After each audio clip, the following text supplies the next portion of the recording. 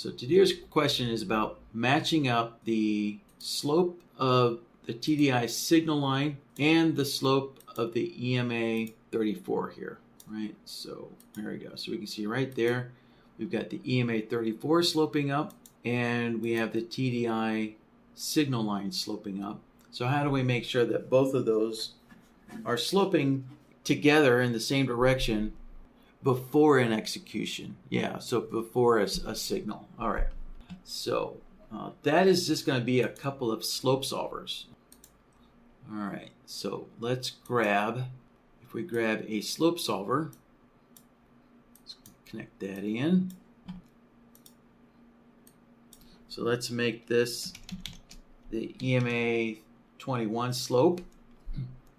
All right, so let's go to our input, change the indicator to the EMA,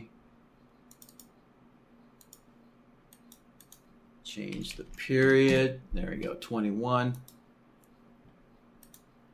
All right, simple enough, right? There's the slope of our EMA. And so now we need another slope solver. Connect that in. Let's give this a name. There we go. So the TDI signal line slope. And let's go replace our SMA with the TDI. So again, this is coming from Lizard Indicators. There we go. There's our indicator. And just remember, guys, if you're using custom settings, you know, to change any of your period settings in here is necessary. So to match what's on your chart. And then we need to come down here and select the signal line plot, like so. All right, there we go. So when this red line is sloping up, all right, we're getting a long output. And when the signal line is sloping down, we're getting a short output.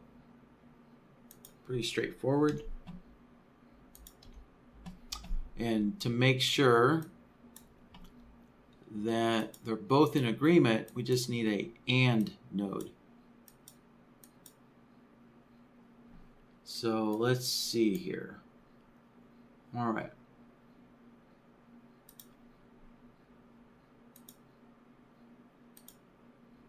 So we can see here that our EMA is sloping up. Okay, so right now we're only looking at the EMA 21 slope, right? So our EMA 21 slope is plugged into the AND node and then into the result node. So we're only looking at the slope of the EMA 21. And so we can see here I'll mark a couple of spots on here where we can see that the TDI signal line starts sloping down. So when I connect the slope of the TDI signal line in, now we're going to get some filtering, right? So there we go. So where my little boxes are, we can see that there's no output because the slope of the TDI versus the slope of the EMA are in disagreement, right? They don't match each other. So one's sloping up and the other one's sloping down. And so we get these areas of non-correlation, right? So these areas of disagreement. So there you go, Didier. You just need this logic here and just connect this in with the rest of your system, right? Simply put. And so so there's a key word in here that Didier used.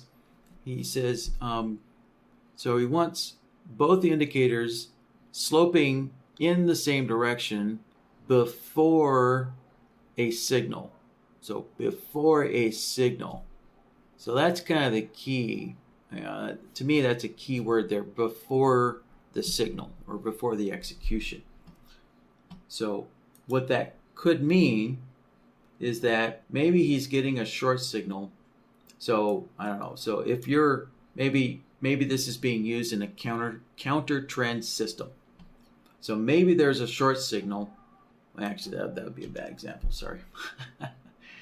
That wouldn't be right. Okay, so maybe there's a long signal that's going to come just after the EMA and TDI, are sloping together, right? So maybe this happens just before the actual signal.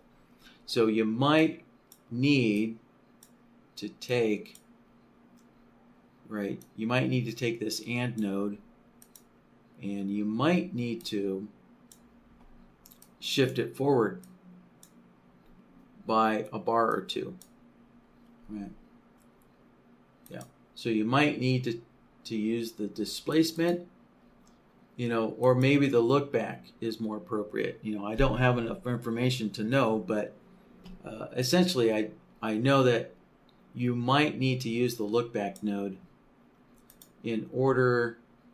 So now if we look at this, we can see now the long output is sitting on my arrow, right?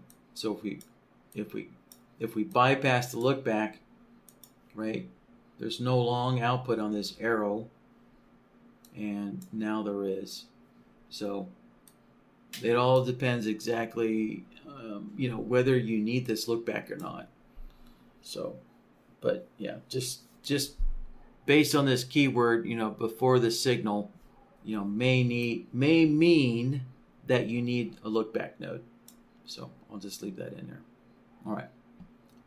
So anyways, yeah, making sure that the slope of the EMA and the TDI signal line are the same is pretty simple here. So 2 slope solvers with an AND node. Okay, so that does it for Didier's question.